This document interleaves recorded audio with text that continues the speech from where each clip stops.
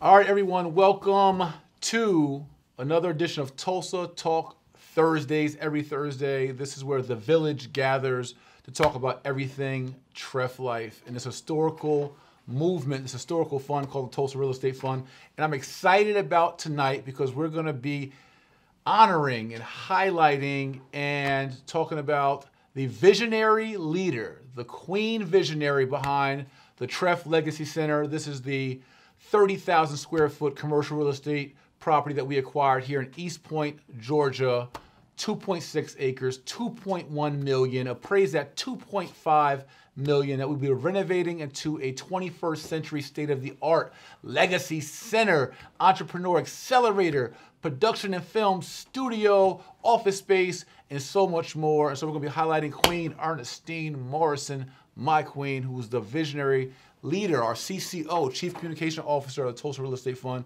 And we're gonna talk about what she has done within her talent, capacity, relationships, not as a real estate professional, although she co-owns a fund, but just as a connector, as an entrepreneur, as an influencer, national influencer, international influencer, and certainly one of the boss queens of Hotlanta, and what she was able to do within her network and within her resources and capacity to be able to support our vision as an organization and my vision as her husband, her man, to live out this dream of being able to stand in front of a building and to be able to say, look what we did.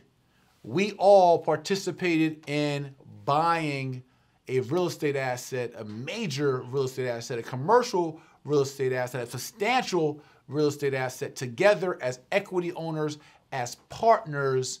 And that wouldn't be possible without young Betty, Ernestine Morrison. So we're gonna bring Queen EJ in a little bit, but I wanna tell you all just about my experience under this process as the founder of the fund and CEO and fund manager and the lead developer on the project.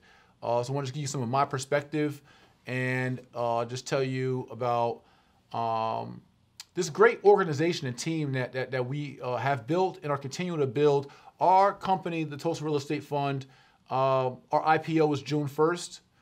We're, as of this December 1st, we're just 6 months old from IPO. I mean, we formalized the company in 2016 and went through our process of due diligence and SEC application to get accepted by the Federal Security and Exchange Commission to be the first ever Black-owned real estate crowdfund in the history of America. And it's just a cool thing. Our fund, for those who don't know, allows everyone from working class families and individuals up to family offices and institutions, pensions funds, and the most wealthy accredited investors, all to invest in the same financial vehicle, the same investment vehicle for as little as $500 and as much as $50 million. And all receive an 8% preferred return, all receive their prorated share of 50% of the profits, and all be equity owners and all be shareholders together in this fund. And so for those who don't understand what a Regulation A Tier 2 real estate crowdfund is, or what a preferred return is, or don't really understand the concept, I'm gonna have to drink some of my J. Morrison Academy water. I'm feeling a little parched. 1844 join JMA.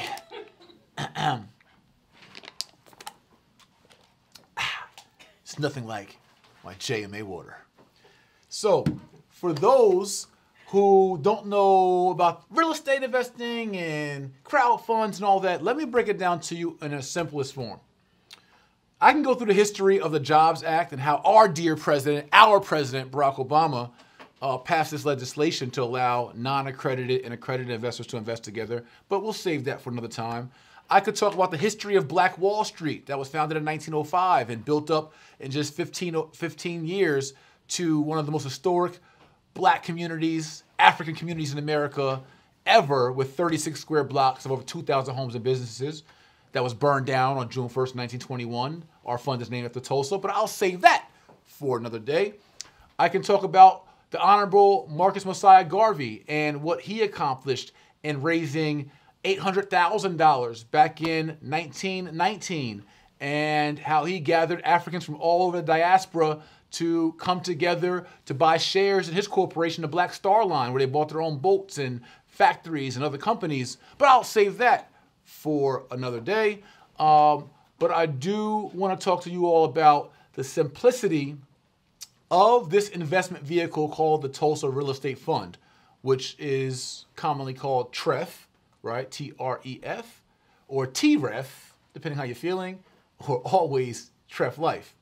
Now, what our fund is an investment vehicle, right? Whether it's retirement investments, whether it's, right now investments, whether it's passive real estate investments, passive meaning you're investing in real estate, you own it, but you don't got to do all the work. You don't got to do the due diligence. You don't got to do what we did in regards to interviewing landscaping companies, interviewing fencing companies, interviewing elevator inspections, interviewing HVACs, interviewing property managers, project managers, interviewing plumbers, interviewing inspectors, interviewing attorneys, title agents, real estate agents, etc. You don't have to do all that work, but you can still benefit in the returns and the profits and be proud equity owner and shareholder and say, you know what, I own that building too. I might only own 0.001% like Jay-Z did of the Nets. He only owned a small percent of the Nets, but he owned the Nets.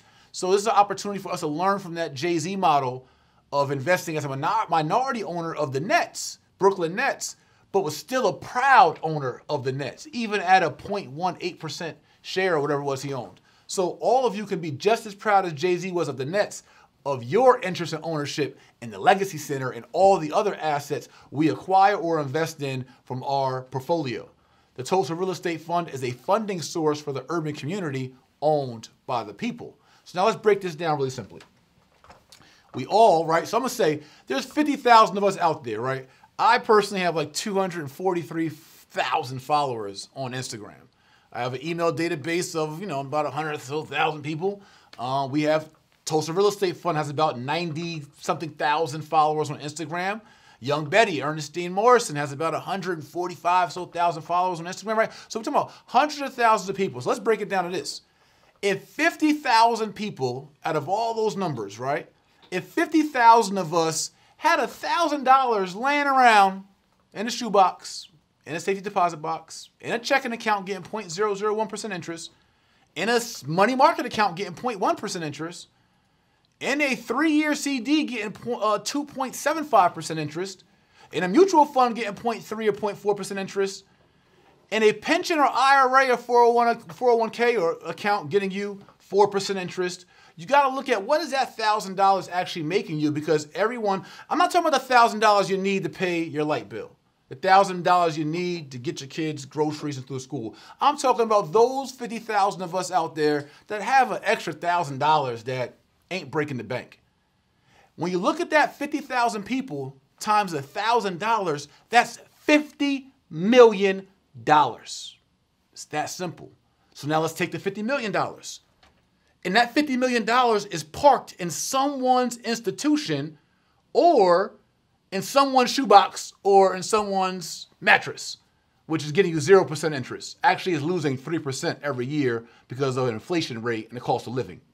So our 50,000 of us who have an extra $1,000, our 50 million is sitting in someone's institution. And so now we got to look at the opportunity cost of our ROI in that institution and our social opportunity cost of the power we're giving someone who's running that institution. So we got our 50,000 sitting somewhere, and now you have an opportunity to put your $50 million, in the Tulsa Real Estate Fund and receive an 8% preferred return and 50% of the future profits that the fund makes from its investments, its leases, capital appreciation of the properties, and equity, etc., right? So you have that opportunity, not to mention for my super savvy investors out there, the Tulsa Real Estate Fund's new headquarters will be the Legacy Center in East Point, Georgia, which is a qualified opportunity zone, a QOZ. And if you're following current legislation, what that means is if you invest in a Tulsa Real Estate Fund as a qualified opportunity zone business, on the first 5 years of your investment, you get a 10% tax credit. After 7 years of that investment, you get a 15% tax credit on that investment. And if you hold that investment into this qualified opportunity zone business for 10 years or more, any capital gains, profits you make are completely tax-free. I said it. If you invest in a qualified opportunity zone business, any investment held for 10 years or more, any profits from that investment is completely tax-free. There's no tax liability. All the money is yours. Uncle Sam don't get nothing. And this was actually created for the super wealthy to pass down their family wealth. So when the super wealthy go buy tons of real estate and gentrify our community, all they got to do is wait 10 years for the real estate to appreciate, and they can pass down all that wealth to their heirs with no taxes on it. It was set up for them, but we have an opportunity to use it for us if we get off our high horse, get off our pride, our ego, and our confusion, and work together for 50,000 of us to put $1,000 into one fund, have 50 million, and instead of getting 3%, 2%, 1%, get 8% on that capital, which is $4 million a year, plus future profits, get the tax gains from the opportunity zone on 5, 7 years, and 10 years. When you get paid out, pay no taxes on it if we bought our business. So that's just the basics.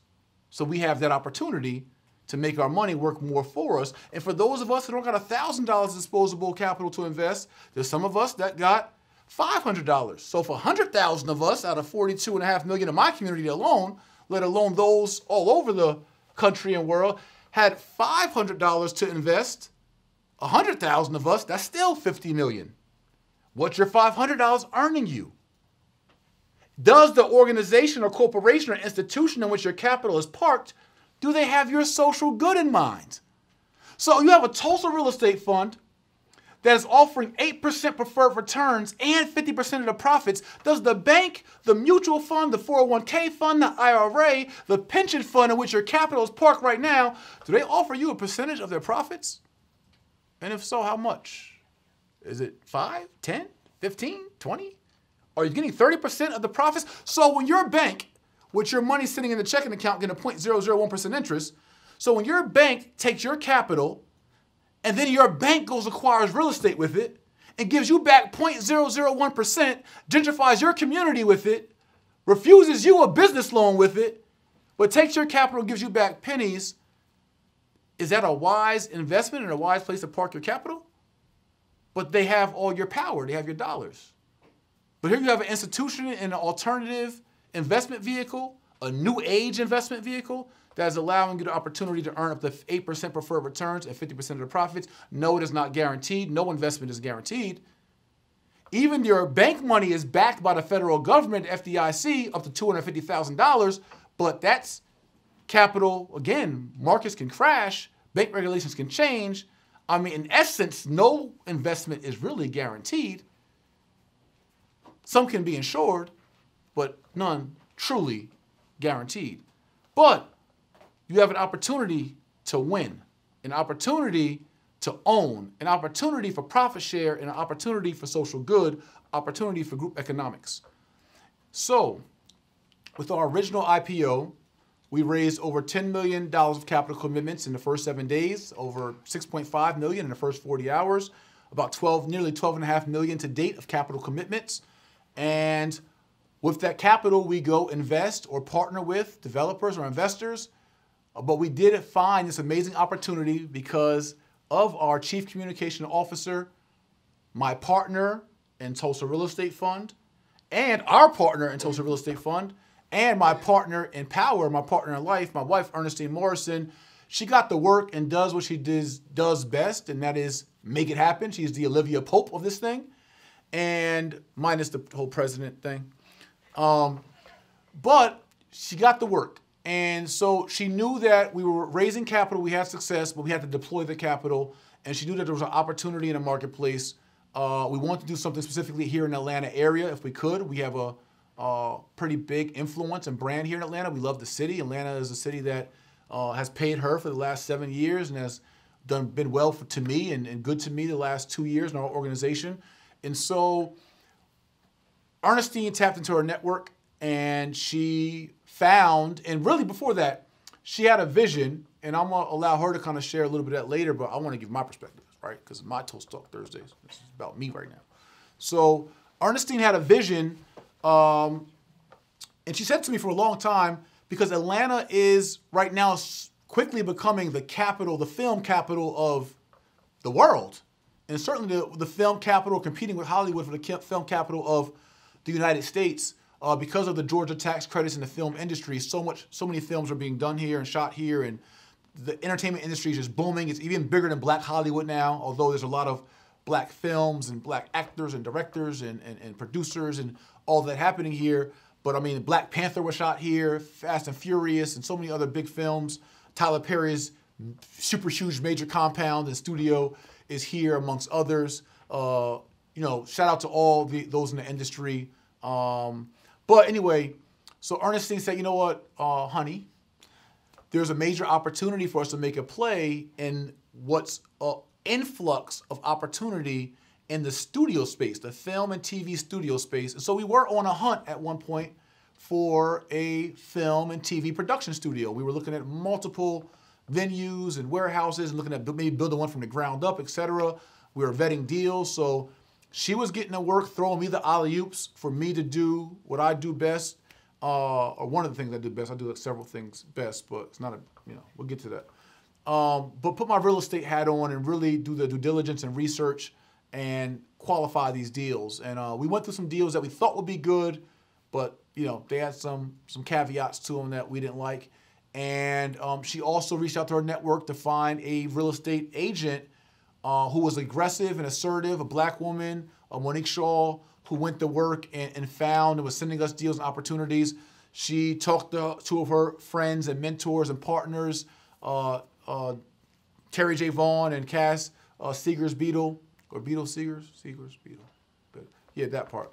So she spoke to them. They own a production company called Nina Holiday, and she really did like a Voltron thing and put together those her network to help her fulfill a collective vision, a vision she brought to the table, with a vision that supported Tulsa, where we combined our vision and say, hey, how can we do something that we know is a great business model here in Atlanta? Because film studios are, there's not one that's empty right now, right? I'm not saying that literally, I mean, I don't know, but you know, they're booked up. There's long lines, there's waiting lists, there's high anticipation, there's high request for film and production studios here in Atlanta. This is a city of creatives.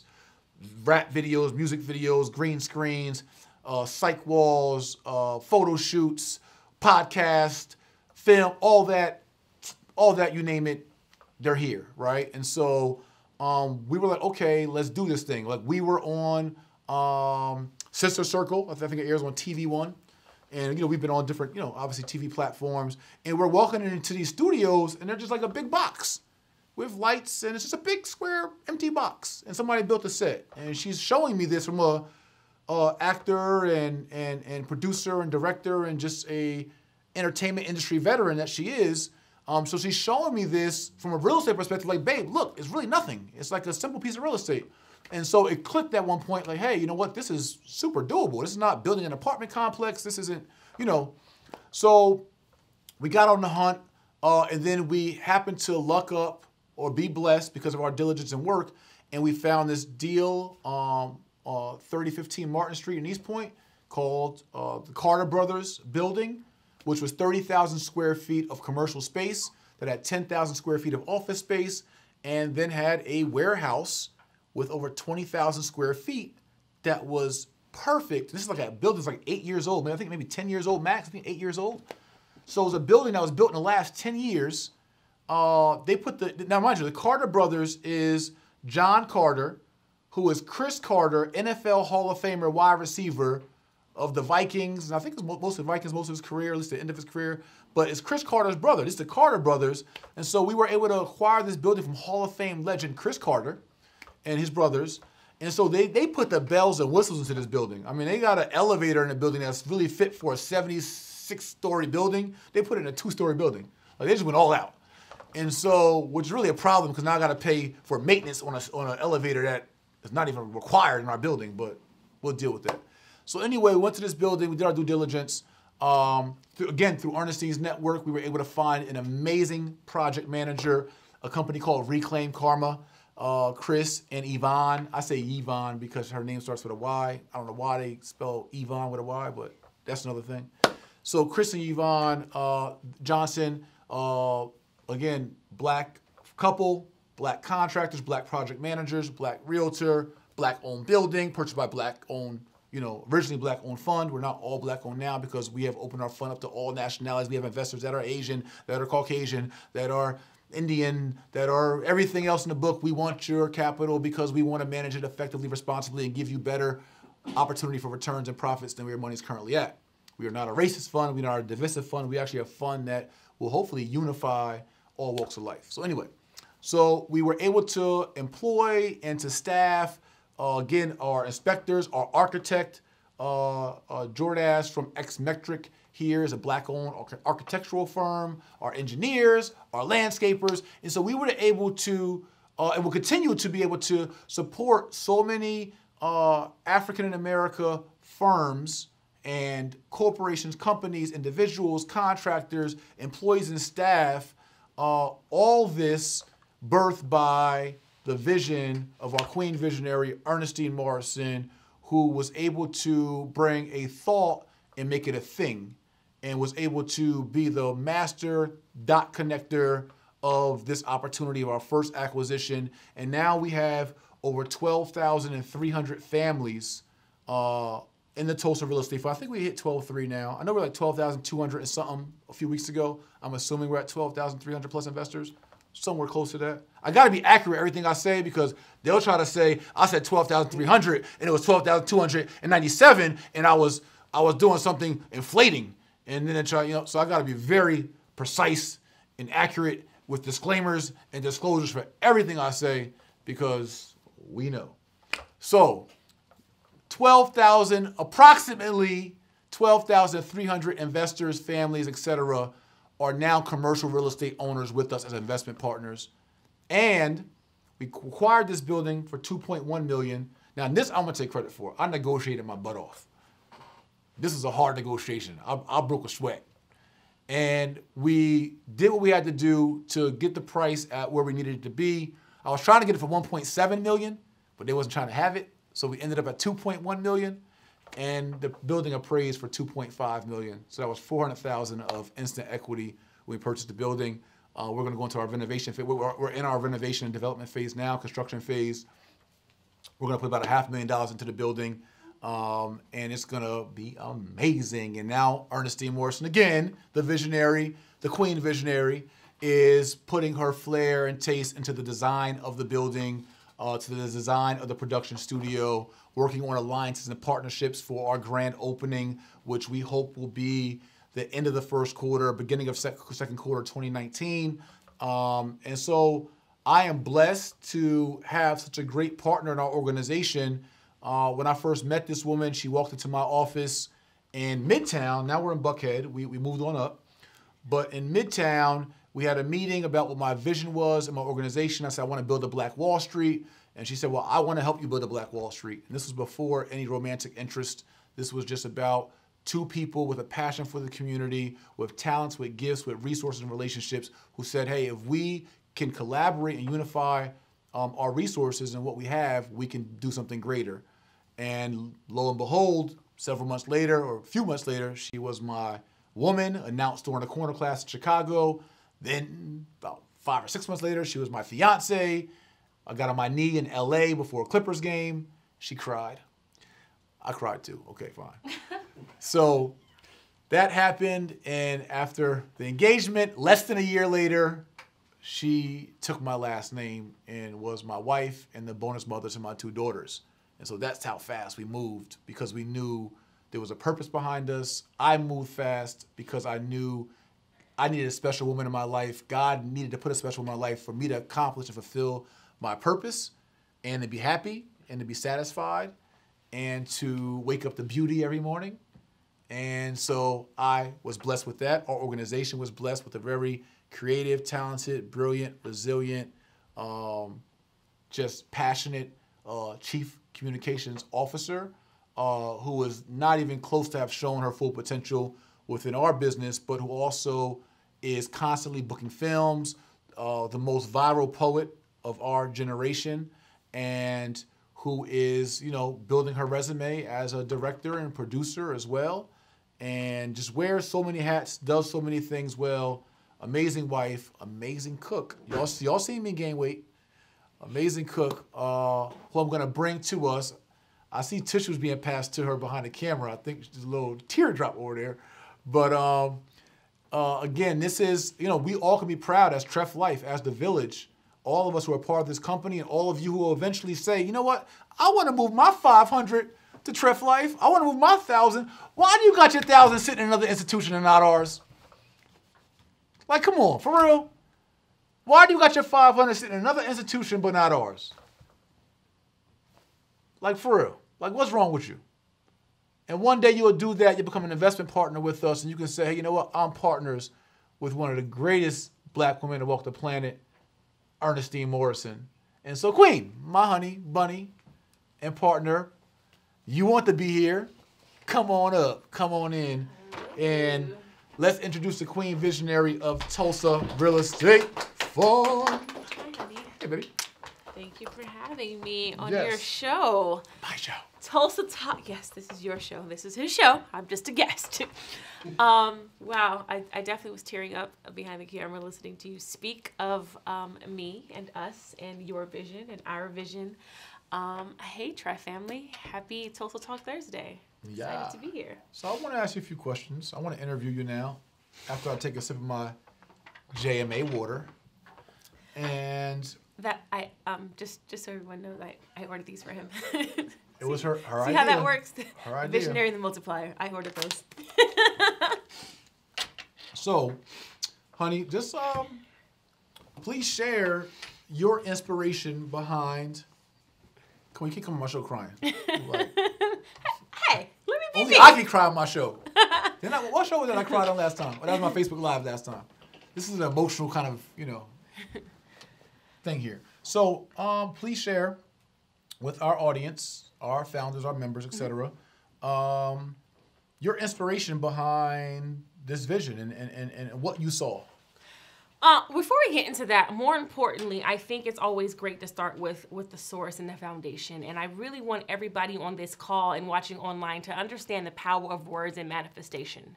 Some of you guys may know me for a viral poem I did called The Average Black Girl that I did live on the Arsenio Hall show, which made me one of the most viral poets of this generation with 60 million views. And in that poem, I had a line that said, when you're watching the numbers on your stocks move up and down, remember Oklahoma in a small town, one of the first Wall Street was a black Wall Street that got mysteriously burned down. And I ran that line again and again. And I said Black Wall Street because I had just learned about Black Wall Street a few years prior, and I was so just enticed by this story that no one knew about. I'm like, why doesn't anybody else know about this? So fast forward, King J, those words that resonated with millions of people across the world, really is an internationally recognized poem.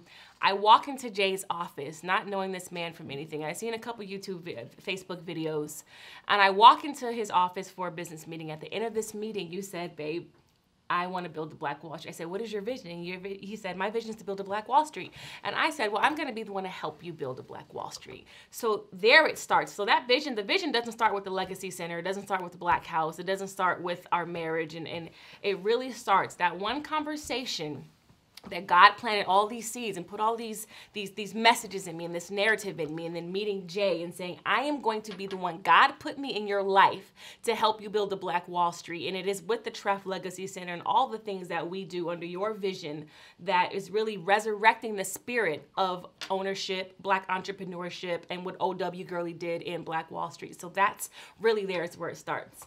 Absolutely. And to some of you all who are like, well, what's this commercial building? What's this incubator? What's this purchase got to do with Black Wall Street, right? And my response to you is infrastructure. Mm-hmm.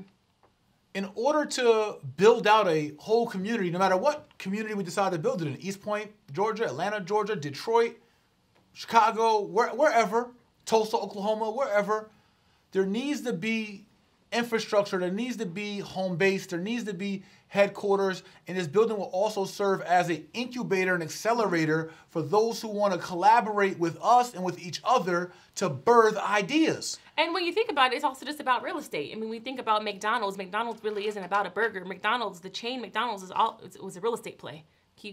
That legacy was built and that wealth is built of McDonald's because of real estate. Absolutely. And I just think it's important for, for us to be able to have, and there's so many functions in this Legacy Center, but it's, it was a great real estate play. Mm-hmm. It's in a great and thriving community in East Point. Black woman mayor there. And the production studio opportunity as well for us to control our own media, create our own media, control our own narrative. There'll be a training center as well. Into all that, so let's back up a little bit. So for even how the idea was even conceptualized, and I know you spoke about Mr. Perry earlier, and I sat on a panel that Mr. Perry was on here in Atlanta, Georgia, at Bishop Bronner's church. What is the name of Bishop Bronner's church? Word of Faith. So I sat and listened to Tyler Perry speak here in Atlanta, Georgia, where Georgia is now the film capital of the world, bringing in $9 billion in 2017 alone. And me as an actress and a filmmaker, that means a lot to me. That's the reason why I moved here. But I listened to Tyler Perry speak, and he said, no shade to any other black filmmakers. He said, but I own all of my content. And that's the difference. And when he said that, and I was sitting in the audience as he was on this panel, I'm just like, wow, I'm an actress here in the city of Atlanta, in the state of Georgia. That's the film capital of the world, where everybody's shooting stuff, making a whole lot of money, and we don't have a seat at the table. We're not getting a piece of the pie. So even me as an actress, I get paid to act, but when you own the studio, how many of us are owning the studio? How many of us are owning the network? How many of us are owning the production companies? And for me, that's when I was like, yo, we got to get in and be at that table. We can act and we can rap and we can model, we can be in front of the cameras all day. But until we're behind the camera, we own the production company, we own the studio, we own the network, we own the actual real estate that the studio is sitting in. Because I know plenty of people who manage studios, but they don't own the real estate. Until we were having lease studios. But until we were having that conversation, then we're still just talking in circles. And King J being king ownership and everything in our organization, Tulsa Real Estate Fund and J. Morrison Academy, being about ownership, I said, listen, we have to have a film studio in Atlanta. $9 billion we brought in last year, and we're not in that conversation. We and our investors have to be in that conversation, being here in the state of Georgia. Absolutely. And I think when you think about holistic and comprehensive ownership, I think that's something you all should write down. Mm-hmm. Comprehensive ownership. That's the spirit of Black Wall Street, where they just didn't own houses. Yeah.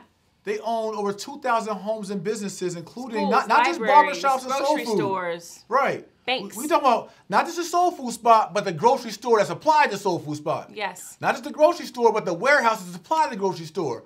Matter of fact, they own the bus line that took you to the grocery store. Yep. Black Wall Street own their own bus line, their own planes, their own schools, their own churches, their own hospitals, their own movie theaters, right?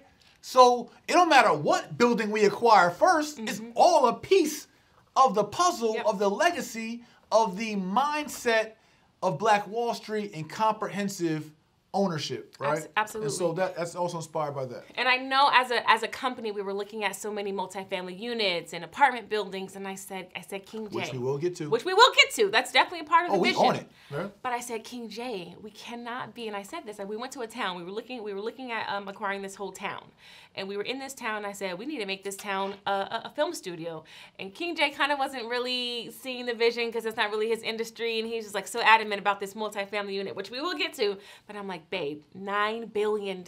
We have to, us as a people, not just us as a couple, but us as a people, as a community, have to be in that conversation. The $9 billion conversations of ownership and owning all the content that we all watch and love every day, we have to be in that conversation. So we're at this town, and I said, okay, well, maybe we make this town into an old film studio, and that didn't work out.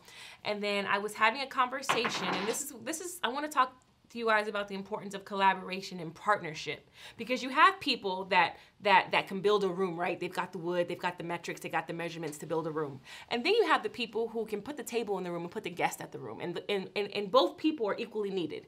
Without the person bringing the table and the guest, there is no room. But without the person building the room for the people to come sit in and eat at a table, there's no project. So I sat at dinner with my mentor and friend, Terry J. Vaughn, really, really great actor. Has been acting since the 90s, and you guys all know her and love her as Levita Alizé Jenkins on the Steve Harvey Show and many, many other shows and films that she's done.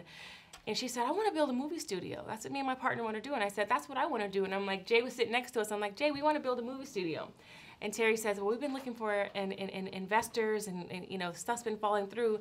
And I said, well, we have 12,000 investors. Why don't we partner and collab on this vision so we can all be a part of this conversation, this $9 billion conversation here in Georgia, the city of Atlanta. $9 billion. Big yeah, B. not million, but we're talking about a B. We're talking about Jay-Z and Beyonce status now. And I said, our people have to get in that conversation. So it was really there at that table over dinner, talking to friends who are trying to do amazing things, as Jay and I are trying to do amazing things with our amazing investors and our community of people that have rallied with us and rallied with Jay for the last 10 years and rallied with me for the last 7 years. And I said, this is what we have to do. We have to be in on this conversation. And when, like Jay said, when we were looking for different buildings, nothing was really working out. And when we came to the East Point building, which was found by a black woman, a black realtor, shout out to Queen Monique Shaw, I was just like, this is it. And then when I found out there were so many different offices in there, I said, oh my God, we can do a co-working space. There's only a few co-working spaces here in Atlanta, very few that are black owned, I think maybe only one. And I said, we can do a co-working space in conjunction with the production studio. And really this is really gonna be an anchor as for our companies and our inaugural purchase for Tref, which is your inaugural purchase is really huge. And so for this to be the inaugural purchase, I'm so proud of it, and I could just get teary-eyed just thinking about it, because what you guys don't understand, and for everybody on the call who may not be super business savvy or good with numbers and real estate, I am an actress. Just so we're clear, I'm not a real estate agent, I'm not a realtor. I own a company, a concierge company that I kind of just, I learned from hustling at Neiman Marcus. 5 years ago, I was working at Neiman Marcus, being an actress, opening cash registers, putting people in fitting rooms, putting people in jeans and shoes and sending them on their merry way in new outfits. 5 years ago, I was working retail, which I'm sure some of you on the call and on live stream know what working retail is, and being an actress and trying to supplement my income working retail. And then I got smart and started my own personal shopping company, quit the retail place, and so I could act. I am an actress sitting here right now next to this mogul as a visionary of a whole real estate play that I knew nothing about. And it's really a testament to use all your gifts God gave you. I'm not the numbers person. That's completely Jay's lane. I'm not the real estate person. That's completely Jay's lane. But I know my gifts and I know what I bring to the table. And it's up to each and every one of you guys listening to know your gifts and know what you bring to the table. Jay got the wood. He knows the metrics. He knows the measurements. He knows how to build the room. I know how to put people in the room. Now we have a party. Now we have an event. It's not an event without the people. And there is no room without the person who built the room. Know your gifts, know your strengths. I'm sitting in meetings where Jay and our partners are using all this real estate jargon and financial jargon, all these words that I don't know nothing about, but that doesn't stop me from using my gifts to say, hey, this is what I can bring to the table. And I'm so proud as an actress and a former retail worker sitting here now saying, I put together a $2.1 million deal under the vision of my husband and the Tulsa Real Estate Fund, under the vision that he started years before he met me, and I'm so proud that my husband is so open and understands that we no longer live in a patriarchy system where it's male dominated, and he's open to say, hey, my wife is a visionary as well, and her vision can join under my vision, and we have this bigger vision together for the betterment of our people. I'm an actress. I don't know much about, I know now, I'm definitely learning, I can definitely have an educated financial conversation and definitely know more about real estate being in this space next to my husband. But it's really just about your passion. I just knew that I was passionate about my people. I knew that I had a voice. I knew I have gifts, resources, and relationships that I can put my people in a better place and really join under the vision of my husband with the Tulsa Real Estate Fund and use my gifts. So use your gift, whatever it is. You may not be the business person. You may be the connector. You may be the relationship person. You may not have the wood, but you may know how to bring the table. And that's just what we have to just realize as people. Use all of your gifts. Stay in your lane. I don't veer in Jay's lane. Jay does the real estate. Cool. Let me know when you need me to bring the people and bring the guests, because that's what I do well. I'm a connector, and I'm passionate, and I know how to use my gifts under our collective vision and my man's vision. Mm-hmm. And I think it's an important part of that, using your gifts and what Queen EJ is saying, it's a village mentality, mm-hmm. and it's no gift is too small or overlooked. So I might bring the wood, she brings the people, but somebody got to clean up. Yeah. Right? Somebody got to turn the lights on. So and that's the village mentality, is that everybody chips in. When you have a village, okay, I got the fruit, but you build the huts, but you go hunt, but you watch the babies. You're the town doctor. That's Black Wall Street. Yes. Black Wall Street is like, all right, I'm going to just have the little sewing shop right here. Like, you might be OW Girly. You got the Girly Hotel. All right, that's your thing. But then Simon Barry came and said, well, I got the bus line. It's a group. It's a group. It's a collective. It's a thank you. Collaboration. It's a collective.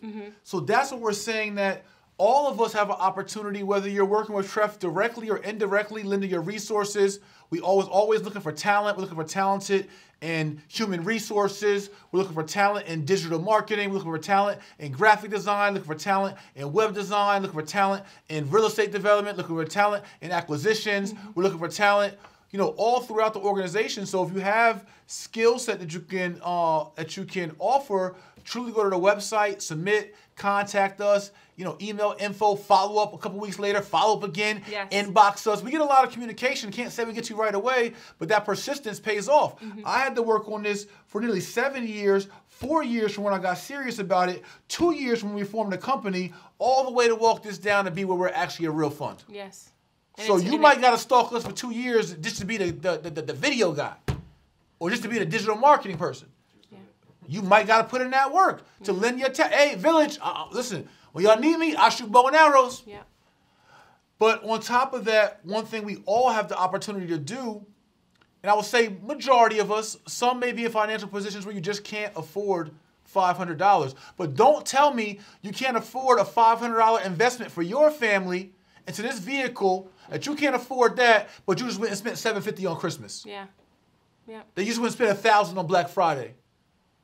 Don't tell me you just went and you worry about birthdays and Valentine's days and made up holidays and make you spend money, but you don't have $500 or $1,000 to invest in an asset for your family, to get you future returns for your family, to own a piece of equity. I created this with my vision. My inspiration was, and my brother Art is right there, and he probably was about 2 when this was occurring. I created this thinking about, I remember it was 6 of us, actually 7 of us in a 2-bedroom apartment. It was my mother, our father, I was the oldest, my sister Artea, Art was next, my sister Joy, and we adopted my cousin Bais. That's 6 then. Okay, it was 6 of us. That's 7. 7 of us in a 2-bedroom apartment. Art was still in a crib. Joy, or Art might have, he might have in his little crib bed. Joy was in the crib. We had a bunk bed. We would double up. And then, right? So my cousin was out on the couch. And one summer, my brother Kareem, my older stepbrother, he lived there. But I remember us being in this 2-bedroom apartment, on welfare, all that, whatever. But I remember going downstairs. We had Egyptian neighbors downstairs in this 2-bedroom apartment. And I remember going downstairs, and one day our neighbors had this ugly green station wagon. I mean, ugly green with the wood panel on the side. But we had just our white ugly car that we had clunked out on us. And my mother and father made them an offer downstairs to buy their station wagon for $200. And the station wagon, not only was it ugly, the other messed up part of it was that the back seat faced backwards. So you had to sit in the back, you drove this way, but you were looking this way. So this was the car that we needed for our family because we had a big family. Like, well, wasn't no SUVs and Suburbans and minivans and all that. And so I thought about our family going to church. I thought about our family going to my mom's paper route, slinging papers to pick up tips to get the extras. And I thought, in this fun, I literally thought about my mom in the front seat and me in the passenger seat and my brother and my siblings in this station wagon in this car. And I thought about what could that have done for our morale. Instead of my mom busting her butt to try to get us the extras for Christmas, to try to do extras for Thanksgiving, to try to do extras for all that. What if my mom would have the opportunity to put just $500 up that we hardly, at that point didn't even have, but could save it up as a non-accredited investor to be able to put $500 up to be able to say, hey, y'all, we own that. We slinging papers in the paper route. We ain't got it like that, but we own a building. We own a piece of a building. You know what that could have done to a young Jay Morrison, a young Arthur Morrison, young Artea Morrison, Joy Morrison morale? Absolutely boosted it. To know that we own something when we ain't own nothing, but a $200 green station wagon. So my vision for the fund, people be like, yo, why don't you focus on the pension funds and the big accredited investors and the billionaires? We'll get to that. But I'm thinking about the people. I'm thinking about those like me. I'm talking about the young me that didn't see anything around them but dope dealers and crackheads and heroin addicts. And that all I knew I could be was that. But if I had thought or saw early that, yo, you could be a real estate owner, a business owner, that you could be this, I might have made a different decision at 15 years old when I decided to hit the block. And so that was part of my inspiration for the fund from the beginning, is I'm thinking about the single mom out there that ain't in a position to really own much of nothing. And that's why we were trying to make our investment minimum as low as possible so that everybody can get in on it. So that's also part of our vision, is the opportunity for ownership and legacy. I don't want to cut you off, but I do want to say this because you just struck something in me when you said that. I've been reading a lot of comments and getting a lot of emails and the narrative like, oh my gosh, you guys are so emotional. You tell all these long stories. Oh, Jay came from poverty and Jay lived in da-da-da-da-da and you're from the projects and you used to work retail and you guys pull at the investors' emotions and pull at the investors' hearts. It's just, these are emotional investments. If this doesn't make you emotional, then I don't know what does. If the way that the system has literally intentionally boxed us out of financial conversations, if that doesn't make you an emotional, then I don't know what does. I remember driving down the street when I was young and we were looking for a new house and we were only looking for rent signs. My mom said, only look at the signs that say for rent. Don't look at the signs that say for sale because it's too much to buy a house. And it's probably because she was conditionalized to think and programmed to think that you couldn't own a home. So if it doesn't make you emotional, then I don't know what would make you emotional. It should be emotional. In my opinion, it should be an emotional investment. The way that we have been boxed out of all type of financial conversations, all type of financial education, all type of financial literacy, if that doesn't make you emotional, then I don't know what does. It's a very simple, informed, emotional investment. Absolutely. The emotion is passion. Yes, it's a passionate investment. But informed. The information is, well, I got money sitting somewhere. My money's sitting somewhere. They ain't saying 8% preferred return, and they ain't saying 50% of the profits. And that CEO of that company, I don't know if he care about me like I know Jay Morrison and Ernestine Morrison and their group cares about me, my people, not because of what they say, because of what they have shown me day after day after day after day for up to a decade or two collectively. Yeah, absolutely.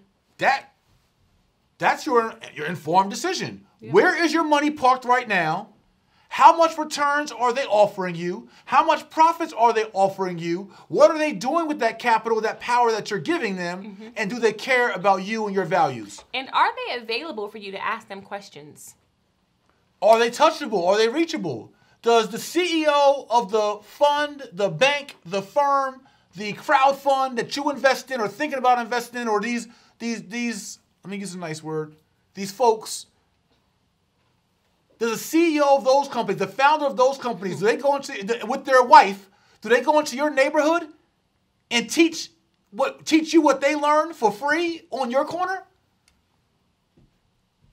Like, don't be mad, be glad. We doing this. This is God's work. And so, thank you, honey, for your multiplying my vision. Thank you for having me and for allowing me and being open. You see how passionate we got? I had to break it down some. We go. As a male CEO, I said thank you for being a male CEO and being open to a woman, and not just your woman, but a woman who is also equally a visionary to implement my vision under your visions. This is why we have a bigger vision. The multiplier.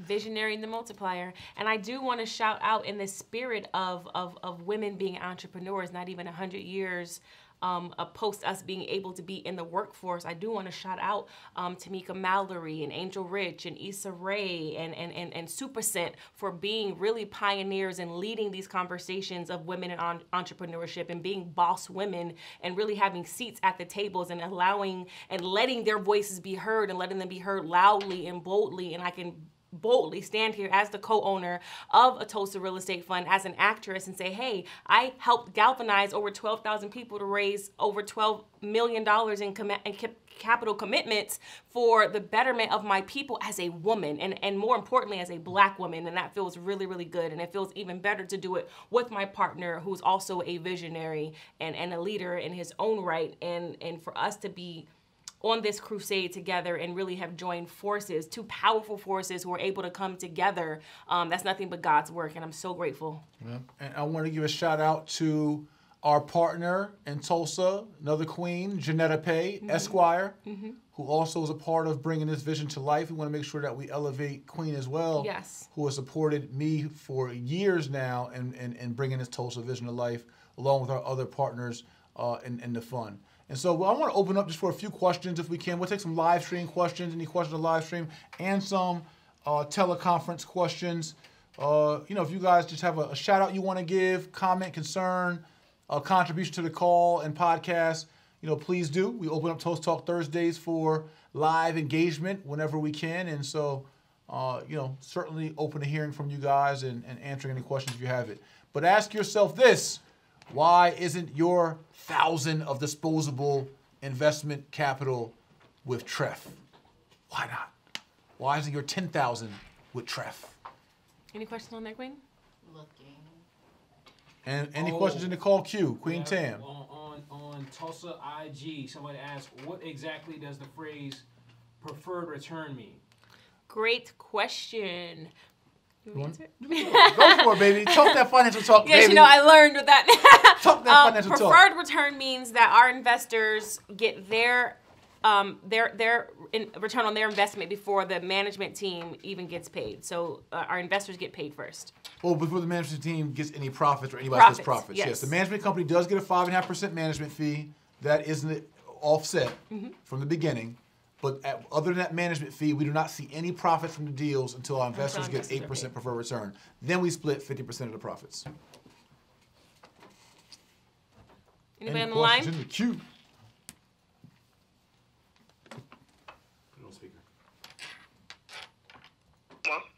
There you go. Hello? Yeah, this is Kevin Ross calling from Tulsa, Oklahoma. Okay, you Tref life for real, for real. How are you? Oh, man. I was honored and blessed to meet you guys when you guys came to Tulsa and to share with us the vision that you all had and our beloved Greenwood district. Yes, sir. And it really opened not only my eyes, but eyes of other folks in the city on how we've been bamboozled, led astray as far as the legacy of our Greenwood district. Absolutely.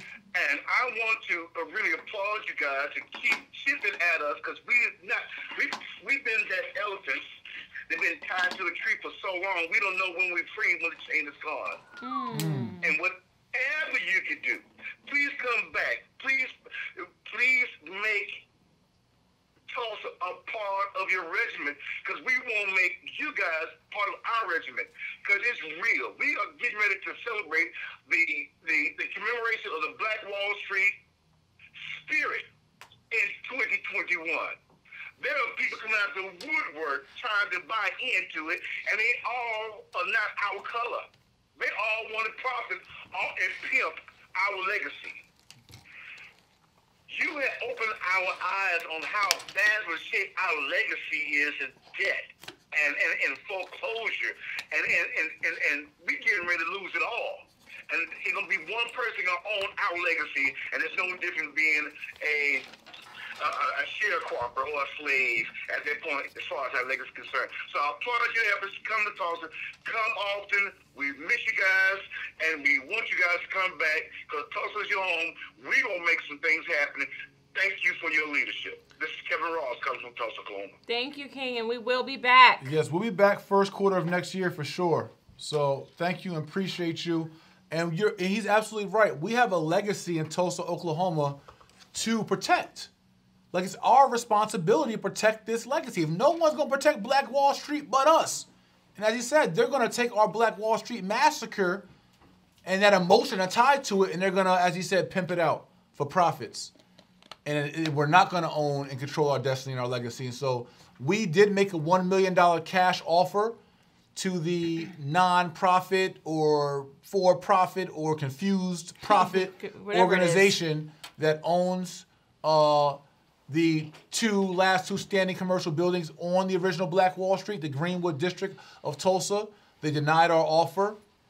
We are working on other strategies to make sure that we can protect our legacy and do our best part to make our ancestors proud. So we're on it. Thank you, Kevin. Any other questions in the queue or live stream?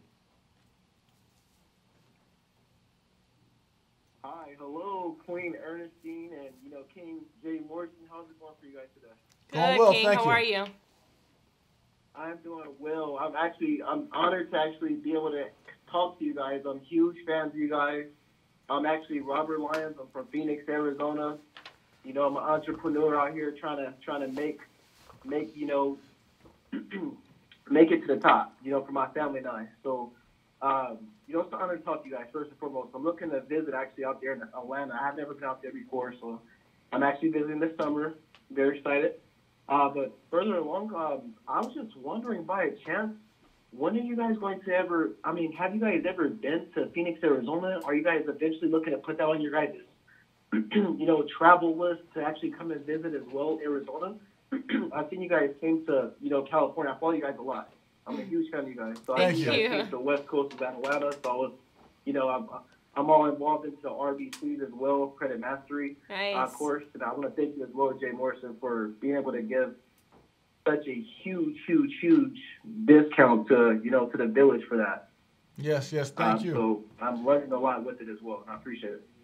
I don't know if a corner class is on our schedule. Maybe we can add it. But my grandparents actually live in Phoenix, and Jay and I actually visited my grandparents in Phoenix just before our wedding to get my grandparents' blessing. But we frequent there. Yeah, we saw a cotton field there, and I picked some cotton. We did. We stopped at a cotton field.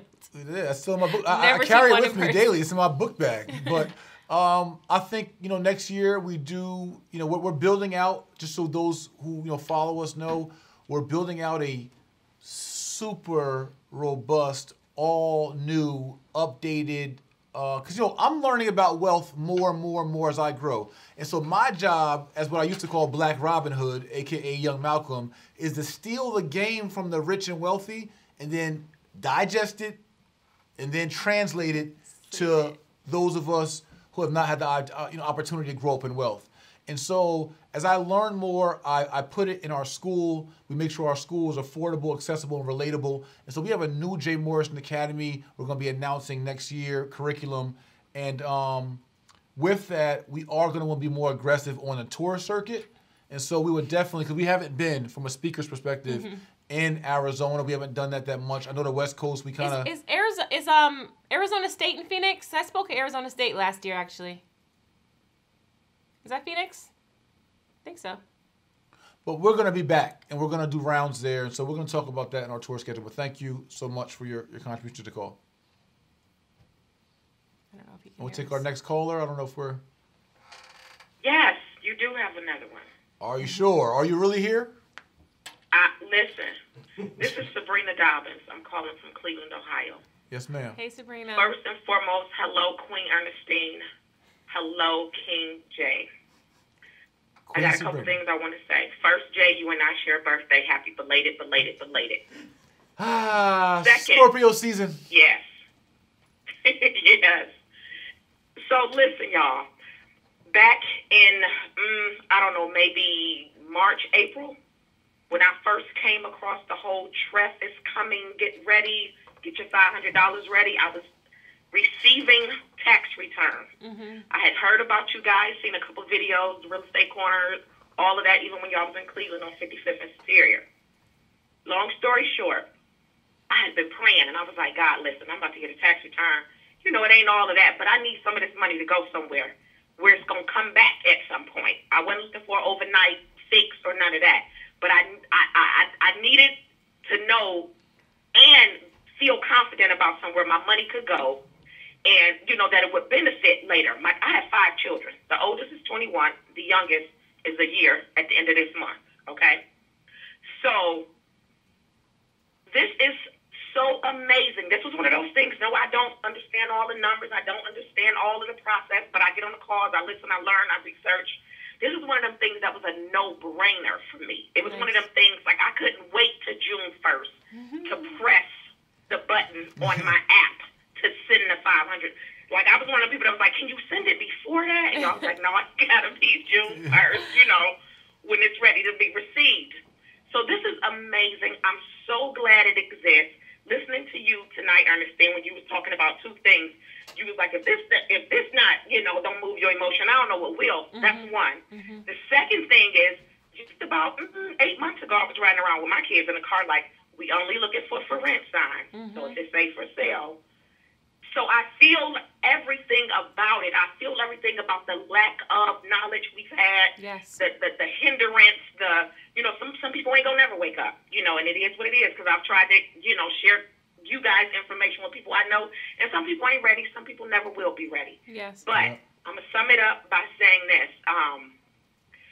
This is very, very, very necessary, and I feel very confident in the both of you.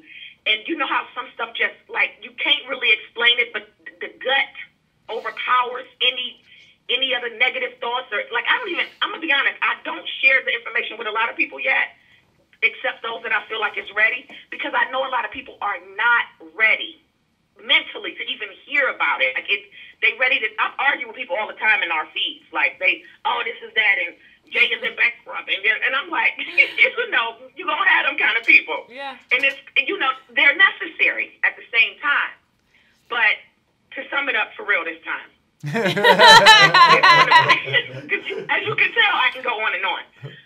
This is one of the best things, if not the best thing, going for our people right now. All them donations, people giving, and all of this other stuff, yeah, that's okay. But this thing right here, as Cat Williams say, this right here, this is that. Thank you, and I'm so glad it exists. I'm so glad I came across it, and I'm very proud to be involved, and I thank y'all so much. Like, I'm thanking y'all in advance. Thank you, Queen. Thank you. We thank you. I already you. know what it's going to do.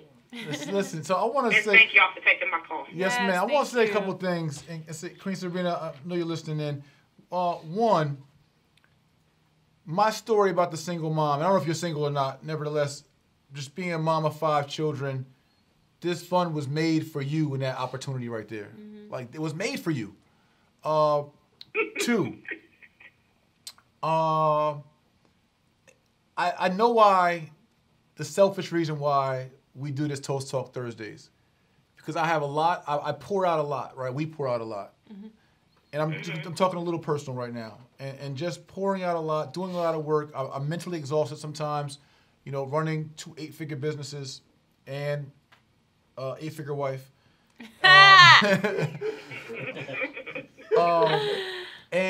But you know, when I get these calls and I hear that, it rejuvenates me, it motivates me, and you inspire me, y'all inspire me, and I you know, I'm way past the naysayer thing, because it's like, listen, if y'all think I'm gonna fail, what? That's me by myself. But you think me and this woman gonna fail? No. Like, we just gonna totally just drop the ball and just, I'm not saying we're gonna be perfect. I'm not saying there won't be hurdles. I'm not saying every investment, no investment is guaranteed. I get all disclosures, but if you think that we just gonna just let the people down, like, that's just gonna be our legacy. Like, we just gonna be them folks. You better think again. You better think again. You should just stop thinking and go to sleep. Like, that's just silly. So I'm empowered, I'm inspired, and honestly, what it has inspired me to do, and we talked about this week in our marketing meetings, everything else. We as an organization, and all you Tref members, y'all, man, listen, start talking that talk. Like, these are the same folks talking about, oh, why this, why that. Why is your money parked where it's at right now? You tell me that. How much is a 401k? On average, you might get 3 to 4%. What about an IRA? Same thing. Oh, okay. Why is your money in a checking account getting 0.001%? Like, why all that? Why? So my point is, we got the sauce. We got the juice. We got the calling. We put in the work that everybody talked about what we should do. All that, like, yo, it's we don't got to get caught up in nobody else's energy or them projecting their fears on us. Yep. Like, nah, like, listen, this is it. It's our time. You know what I'm saying? So I'm just encouraged. I want to say that. Thank you, Queen Sabrina. Thank you so much. Great contribution. And we'll take a couple more callers before we wrap up for tonight. Any live stream questions or call questions? We'll take a couple more before we get out of here. Nothing on live stream? Gotcha. All right, cool. Live stream, and thank you all for participating. I don't hear anything. Yes, Muhammad. Okay, Muhammad. King Muhammad. Peace, King. Yeah, I go. You good? We hear you. Yeah, I got one small question, man. Sure. In the beginning of this year, I started fixing my credit around. Can you hear me? Yep. Okay. I started my journey building my credit in January, and I'm at like a 700 right now, right? So I'm building my credit portfolio. You know, I'm about to buy your guys' program. I just got one question. I need to hop on this investment. Where do I put the money at? One small question. That's a great question. We didn't cover that tonight. So if you all want to invest, yes. you all want to invest with them. We talked about that. Come to Tref Life. What you got to do is go to Tulsa, Tulsa, realestatefund.com. TulsaRealEstateFund.com. Create an account and just follow the steps. And to be clear, the only place that you can invest is our official website, Tulsa Real Estate Fund. No PayPal, Cash Apps. There are PayPals that are springing up online. The only place you can invest with us or partner with us is our official website, TulsaRealEstateFund.com. That's a very good point. You're not just investing with us. You are partnering with us as equity owners and shareholders, buying shares of this company that all 12,000 plus of us own together. Yes. You think about all the money we gave the Red Cross when this hurricane or that hurricane happens. 20s of 10s and 30s and 50s of millions to trust the Red Cross CEO and them to do what they've been doing for all these years. This is an opportunity for us to control our own destiny. But yes, TulsaRealEstateFund.com. If you have any real estate opportunities that you're looking for a capital partner, hit us up, submit your deal, TulsaRealEstateFund.com. Make sure you guys do follow on our social media. It's all TulsaRealEstateFund.com on Instagram, Facebook, YouTube, etc. You can follow me at Mr. J. Morrison across YouTube, Facebook fan page, and Instagram.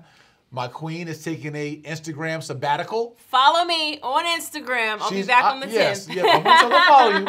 So she's not going to be posting anything. You're not going to get no action right now. She's cleansing from social media, but you should follow her so when she comment right now on her last post, show her some love so she gets back on the gram, she feels missed. And that's Listen, I need everybody on the call right now. If you are not following me on Instagram and live stream, if you aren't following my personal page, I need you to follow me right now, Mrs. Ernestine Morrison. That's M-R-S, Ernestine, E-R-N-E-S-T-I-N-E, Morrison, M-O-R-I-S-O-N.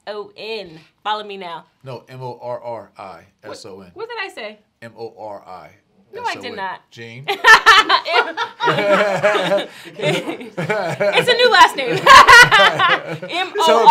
M-O-R-R-I-S-O-N. Morrison. Mrs. Ernestine Morrison. Follow me on Facebook, YouTube, and Instagram. All right, and guys, those slick comments, I don't play that. Thank you. Anyway, thank you all for another Toast Talk Thursday. Again, thank you, honey, for your vision. Mwah.